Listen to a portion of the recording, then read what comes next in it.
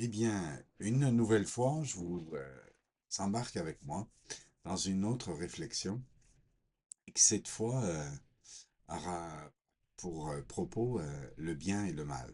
Vous savez que tous les jours, à chaque instant, sans même faire une action, à l'intérieur de nous, il y a cette réalité de cœur, de pensée, que nous sommes dans un combat entre le bien et le mal. J'espère que vous avez réalisé cela. Parce que c'est vrai que nous sommes dans un monde, dans une époque où on a tendance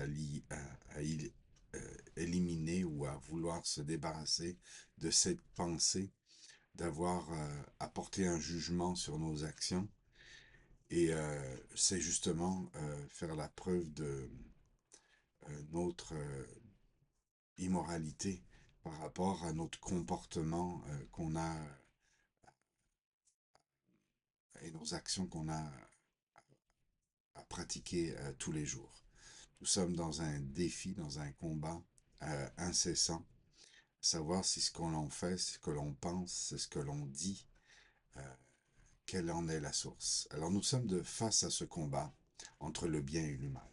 Et la question que j'aimerais qu'on se pose aujourd'hui, c'est est-ce que ne pas faire le mal équivaut à faire le bien? Bien sûr, déjà au départ, la question, c'est de définir qu'est-ce qui est bien, qu'est-ce qui est mal, pour que même si on se décide à ne pas vouloir faire le mal, euh, ça ne veut pas dire que, évidemment, euh, que, que ce que nous considérons mal versus une autre personne, euh, on le considère les deux la même chose, évidemment. Mais évidemment, il y a un critère de notre conscience quand notre conscience n'est pas souillée et que même si on n'est pas chrétien ou que on le soit, la question se pose. Est-ce que ne pas faire le mal équivaut à faire le bien? Parce que pour se justifier, justement, on peut tout simplement de dire, ben, ok, et souvent, vous admettrez avec moi, c'est souvent, quand les gens veulent se justifier, qu'est-ce qu'ils disent? Ben, j'ai rien fait de mal. Souvent, ça veut dire, j'ai pas fait de meurtre, j'ai pas euh, volé une banque. Donc, évidemment que le standard est mis très haut par rapport à le fait comme ça on peut se justifier. Donc, j'ai rien fait de mal, très souvent veut dire, ben ok, regarde la preuve, je suis pas en prison. Ok? Si c'est ça, la justice, et c'est ça notre considération de ce qui est mal, ben évidemment, chaque être humain sait très bien qu'on a fait des choses qui étaient mal et pour lesquelles on n'est pas jugé. Donc, mais même à cela, donc même à notre propre comportement, à disant, ok, admettons qu'on admet finalement qu'on a l'intention de ne pas faire de mal et que à partir de là, on pourrait se justifier. Ok, admettons que ça c'est comme ça. Est-ce que pour autant, c'est faire le bien? Non, de toute façon, donc ça ne nous justifie pas plus.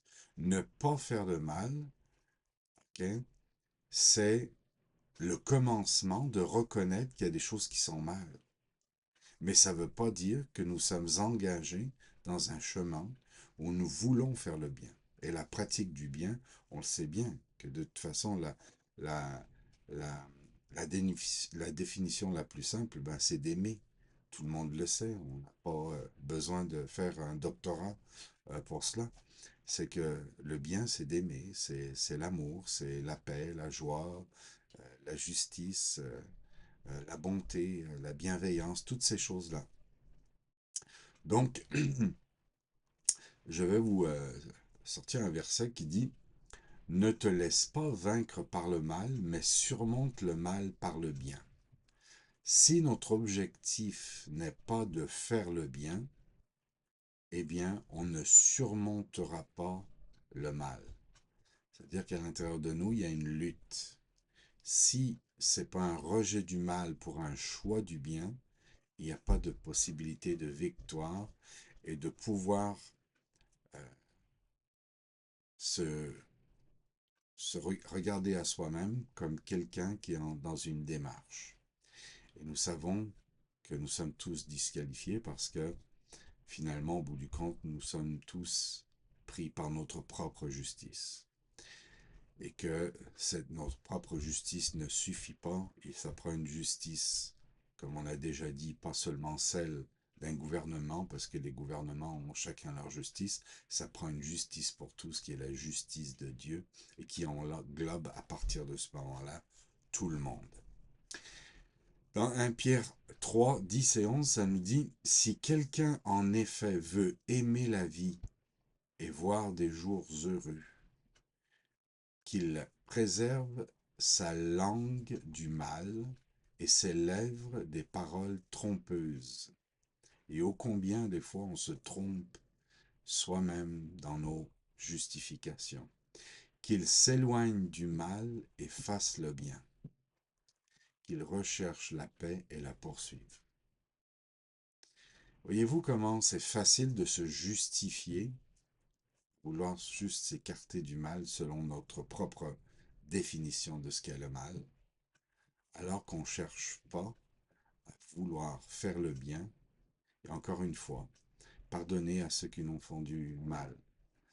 Et regardez juste 1 Corinthiens 13, qui est la définition de l'amour dans la parole de Dieu, et vous allez voir que le standard d'amour, qui est la parole de Dieu, et le chapitre 13 de Corinthiens dit, l'amour ne s'irrite pas, l'amour ne soupçonne pas le mal. Fait que quand on regarde vraiment à la définition de l'amour et de ce qui est le bien, donc, nous reconnaissons évidemment que nous sommes faibles par nous-mêmes et que nous avons besoin que cet amour soit déversé dans nos cœurs afin que nous puissions vraiment se tourner vers Dieu et lui demander de nous remplir de son amour. N'est-ce pas? Alors c'est ce que je vous encourage à faire et ce que je m'encourage évidemment à faire. Et il est bon de temps en temps de revenir à ce que c'est que la définition du bien. Et Jésus l'a démontré encore une fois par la croix en donnant sa vie pour les autres. Et ça, c'est l'ultime démonstration d'amour envers les autres. Dieu vous bénisse. À bientôt.